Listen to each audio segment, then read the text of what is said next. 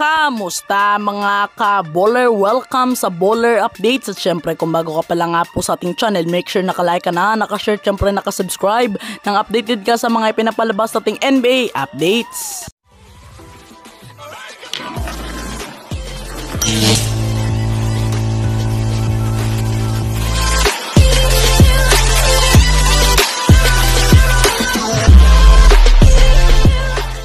Po nila ang isang 7-footer na nagngangalan nga po na Dwayne Dedmon.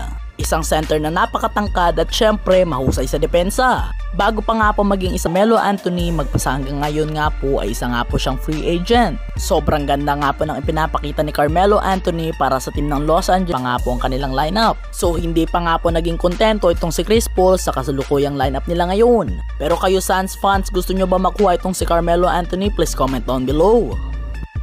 At syempre, bago nga po tayo magtapos, nais ko lang po sana sa inyo ipanood ang maikling video na ito.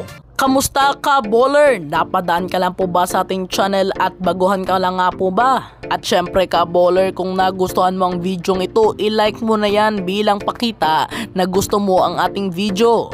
Gusto mo din ba ka, baller, makarinig pa ng mga NBA news and updates? At syempre, kung interesado ka, pindutin na ang subscribe dyan, nasa ibaba ng video ito. At pagkatapos nga po nyan ka, baller, kung may makikita ka nga po dyang notification bell at kung gusto mo ikaw ang laging una na nakakaalam ng mga NBA news, pindutin mo na yan nang sa gayon ma-update ka sa mga ipinapalabas ating NBA news and updates. Pwede mo rin yun ka, baller, i-chismis sa inyong mga kapitbahay na isubscribe na nang sa gayon ma-update din sila sa mga ipinapalabas ating NBA updates. At syempre, pindutin na rin ang share nang sa gayon marami pang makaalam sa mga ipinapalabas nating NBA news and update. Maliban doon ka, baller, ang maganda dito ka, baller, talagang totoo ang mga ipinapalabas nating mga NBA news and updates. Kaya ano pang hinihintay mo ka, baller, gawin mo na yan. Kaya maraming salamat sa inyong lahat. God bless.